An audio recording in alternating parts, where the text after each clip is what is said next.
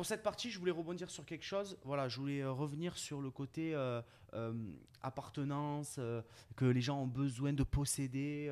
Cette truc-là, que moi aussi j'avais en venant. Hein. Je vous dis la vérité, c'était quelque chose, c'est parce que c'est dans la tête des Français en fait. Ouais, bien On a sûr. envie de, quand on achète quelque chose, on a envie de dire oui, c'est à Ouais, moi. de le détenir. Voilà, voilà, c'est ça. Et en C'est fait, ça. quand tu expliques aux gens qu'ici à Bali c'est totalement différent, ils disent mais en fait c'est pas à toi, c'est pas toi. Ben, si, mais il y a parce que ici c'est différent, mais voilà, j'aimerais éclaircir ça avec vous. Donc il y a deux choses qui sont possibles, il y a le leasehold et le freehold. C'est ça. Voilà, il y a C'est ça. deux choses différentes. Donc c'est quoi le leasehold et c'est quoi le freehold? Alors le leasehold, effectivement, il y a deux possibilités, leasehold, freehold. Leasehold, ça va être un petit peu, on peut l'appeler le leasing du terrain. C'est ce que souvent, justement en étant français, on peut se dire ah, ça ne m'appartient pas. Mais en réalité, donc, il y a soit une possibilité 20 ans, 25 ans ou 30 ans. Tout ceci toujours est négociable avec le vendeur en direct. Donc c'est une détention 20 ans, 25 ans ou 30 ans. Il y a des possibilités parfois même d'extendre de 10 ans de plus, 20 ans de plus. Bon, juste à savoir là-dessus, du coup, on a effectivement, une fois le leasehold terminé, ça revient donc au vendeur du terrain. Ça, c'est effectivement l'idée reçue qu'on a la plupart. Sur un investissement, pour faire la parenthèse, sur un investissement, effectivement, locatif principalement, on va par exemple faire la construction, 5, 6 ou 7 ans de location. Et en fait, l'idée, c'est tout simplement de revendre le projet et de laisser en fait ce leasehold encore de 25 ans par exemple.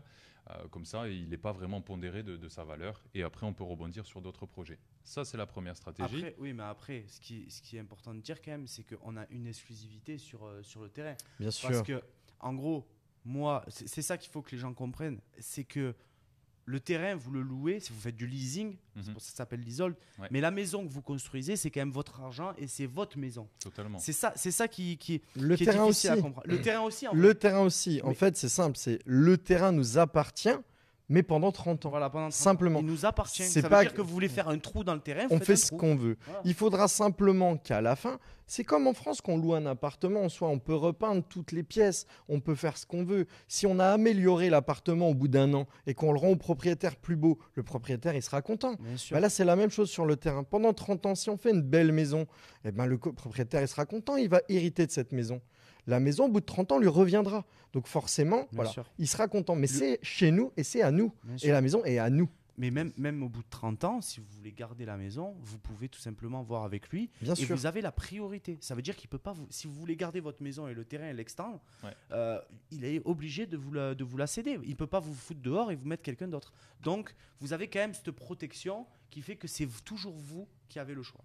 Yes. C'est ça. Là, comment ça se passe en fait quand on arrive au terme du contrat de leasing, du leasehold, par exemple à la fin de 30 ans, on va voir le prix du marché. C'est-à-dire que si le terrain, par exemple, ici, ça se loue en fait à un certain prix par art. Un art, c'est 100 mètres carrés, hein, et par an. Donc, par exemple, si le prix que toi, tu as acheté ton terrain, c'est 10 millions de roupies par art par année, au bout de 30 ans, bah forcément, le terrain, il aura monté. Mais le propriétaire, il ne peut pas dire, je vais te le louer à 100. Non, il y aura 3 agences immobilières indépendantes qui vont évaluer ce terrain au prix du marché et on fera une moyenne de ces 3 agences et ça sera le prix qui sera choisi. Si c'est 25 ou 30 millions parce que ça a fait x3 le terrain, ce qui est largement possible ici, bah ça sera 30 millions pour le nouveau contrat. Ok, d'accord. Donc ça évolue en fonction du prix du marché. le prix du Exactement, ouais. Yes. Ce qui est normal. Bon, après, on va dire que c'est plus forcément un problème. Si on a gardé le lease pendant 30 ans, je pense qu'au niveau du locatif, on a fait assez d'argent Oui. pour pouvoir se permettre de relouer le terrain de 30 ans. Il y a pas de Largement, problème, quoi. largement. Donc, et oui, donc comme tu disais, Jus, Yes. la stratégie vraiment, c'est de garder la maison quelques années sur du locatif Ouais. et après revendre la fin du lease. Ouais. Donc tu restes par exemple 5 ans, 6 ans, 7 ans, 10 ans. C'est ça. Il reste 20 ans, hop, vous vendez. Comme si vous aviez acheté votre maison, vous l'avez fait construire, vous en avez profité, vous l'avez loué et puis vous revendez. C'est ça, parce que l'idée, en fait, ici, grosso modo, on est entre 4 et 6 ans de rentabilité pour rentabiliser notre bien.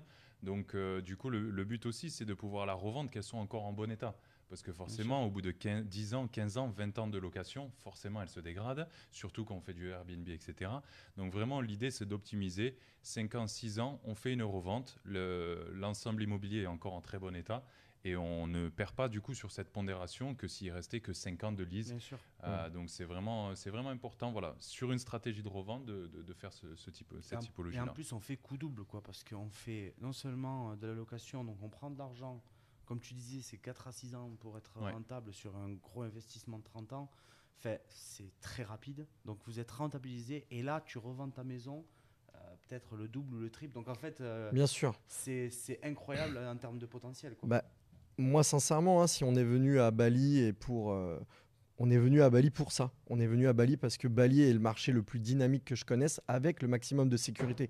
Parce il y a d'autres endroits sur la planète qui sont peut-être plus performants, mais qui sont beaucoup moins sécurisés et beaucoup moins sûrs.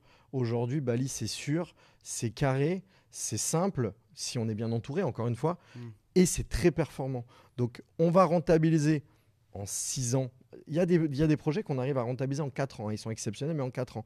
Mais on va dire une moyenne de 5, 6 ans, voire 7 ans. Mhm. Si on fait un lease de 30 ans, 1 an de construction, 7 ans, il reste 22 ans. L'appréciation du terrain, le terrain, si on l'a payé par exemple 10 millions, dans 7 ans, il est à 20 millions parce qu'on choisit que des endroits super dynamiques. Donc on a fait x2 sur le terrain. Les prix des matériaux, ils augmentent de 10% chaque année. Donc dans 7 ans, ils auront la maison, rien que le prix de construction de la maison, si on voulait faire la même neuve, il aura pris au moins 50% ou peut-être 40%. Plus l'endroit, il sera encore plus dynamique. Franchement, on fait un x2 sur la revente, minimum. En tout cas, c'est ce qu'on voit tous les jours. Et on a déjà rentabilisé. Donc, on fait x3 sur son investissement en 7 ans. C'est incroyable. C'est Ouais. du jamais vu. C'est incroyable. Toi, parce que les gens ne sont peut-être pas au courant, enfin, je ne sais pas si on en a parlé, mais tu as quand même eu l'expérience française au niveau de l'investissement Oui. immobilier, l'expérience Dubaïote aussi. Ouais. Voilà. Et en Chine et En en Chine. Tunisie. Et en Tunisie. Donc tu as quand même un comparatif qui est quand même Ouais. Et assez bon. Et j'ai fait, je dirais, un tour du monde de l'investissement avec les gens proches de moi parce que je suis un investisseur et je suis un entrepreneur depuis toujours, on va dire. Et autour de moi, bah, je suis entouré que d'investisseurs et d'entrepreneurs. Forcément, tous mes amis sont devenus comme ça. Et du coup, ceux qui ont investi dans d'autres pays, etc., c'est la même chose. On a cette habitude, on sait les chiffres de tout le monde. J'en ai beaucoup qui ont investi aux États-Unis au mauvais moment. Donc, ça s'est écrasé. Après, il y a eu les subprimes. Donc là, il y a eu des bons moments, etc. On a vraiment un marché mondial, global. On a une belle appréciation du marché. Là, si on est à Bali aujourd'hui, c'est vraiment parce que le marché, il est incroyable. Ouais. Ok. Et du coup, pour finir par rapport à ta première question, au niveau donc du freehold, on a cette possibilité effectivement d'acquérir un terrain sur une détention qui est beaucoup plus longue parce qu'elle est à minima de 60 ans jusqu'à 80 ans avec une tacite reconduction. Donc là, ça se rapproche un petit peu de ce qu'on a l'habitude en France, par exemple, d'être propriétaire dans la durée, quoi, sans la pleine propriété, voilà, en la fait. pleine propriété. Donc, juste à savoir que, en principe, forcément, le freehold est à peu près 2,5 fois, voire 3 fois plus cher que le prix qu'on peut avoir Bien sûr. en leasehold. Mais au moins, ça permet de, si quelqu'un a vraiment beaucoup d'oseille, ben, au moins, s'il a vraiment ce problème de possession, il peut Bien sûr. posséder son terrain. C'est ça. Tout est Ok. possible en fait, hein. On peut être en pleine propriété. Aujourd'hui, n'oublions pas que là, par exemple à Bali, la plupart de nos terrains, ils sont au maximum à 2 km ou 3 km de la mer. C'est des terrains quand même premium. Donc du coup, ils valent très cher. Donc en pleine propriété, on a des terrains là qui sont à vendre à plusieurs millions d'euros. Donc des petits terrains, on parle de 3000 mètres carrés. Petit, c'est gros quand même. Mais je veux dire, là, j'ai un terrain dans un secteur, il vaut 3,5 millions d'euros, il fait 1800 mètres carrés. C'est ça qui est incroyable, je trouve, ici. Ça veut dire que tu as ce côté où tu as pour les gros investisseurs, mais tu as aussi pour les petits investisseurs qui Oui. démarrent. Et c'est ça qui est bien dans ce côté. Moi, c'est là où je vois le côté freehold, leasehold, où je vois le bon côté. C'est qu'en fait, vous pouvez venir ici avec un petit investissement et se dire que vous pouvez vraiment le doubler, le tripler en très peu de temps, Ouais. comme avoir beaucoup d'argent et aussi le faire doubler ou tripler sûr. en très peu de temps.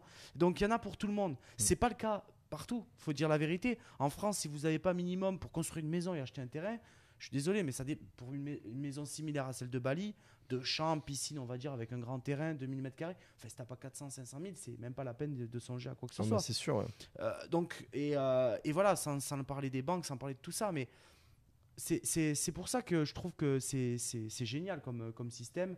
Et surtout, ce que les gens oublient avec cette histoire de possession, c'est que, dis-moi si je me trompe, mais ok, tu l'as à vie. Mais imagine demain, il t'arrive quelque chose.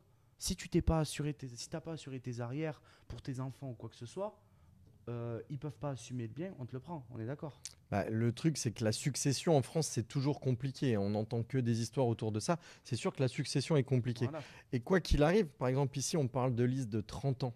30 ans, C'est énorme. c'est énorme. C'est énorme. On parle. Même là, quand tu parles de 80 ans, c'est Mais bien sûr, Oui. je veux dire, c'est ça. une vie. C'est ça. C'est qu'en pleine propriété, en plus, c'est Actis Reconduction. Donc là, le freehold, c'est vraiment à vie en soi. Mais on parle même en leasehold de 30 années. 30 années, pour moi, c'est énorme. C'est toute toute ma ma vie. Voilà. Et C'est- je sais si c'était long pour les. C'est un peu moins que la mienne, mais j'étais enfant, hein, j'ai 42 ans. Mais du coup, voilà, 30 années, je trouve que pour un investissement, pour une maison, etc., c'est tellement long que pour moi, c'est déjà largement assez. Bien sûr. Surtout avec les rentabilités possibles. Et Ouais, ça. surtout aussi qu'on sait qu'en France, la moyenne de détention d'une propriété est d'environ 8 ans. Ah ouais. C'est ça. C'est Donc- qu'en fait, les gens ne gardent pas leurs biens. Non, ça. c'est ça. Ils On les a cette revendent. idée de se dire, ah, je vais la garder, elle est à moi, elle est à moi. Mais finalement, la moyenne est de 8 ans. C'est ça, exactement. Donc, c'est voilà, c'est pas- C'est exactement ça. En fait, on fait la même chose en France, sauf qu'il y a juste une. Et même, c'est la même chose. On a notre nom sur le papier. Bon, Ouais, ben, la voilà. même C'est la même On peut chose même- en On peut même soi. appeler notre maison par notre prénom, non Bien Villa- sûr. On peut faire Villa Anthony. Bien sûr. Donc, Il te faut juste trois noms. Villa, Anthony, Matteo à la limite. ok. Pour la péter, mais Oui. pour la villa, on Ah peut oui, pour l'appeler la villa, Villa oui. Anthony, il n'y a pas de problème.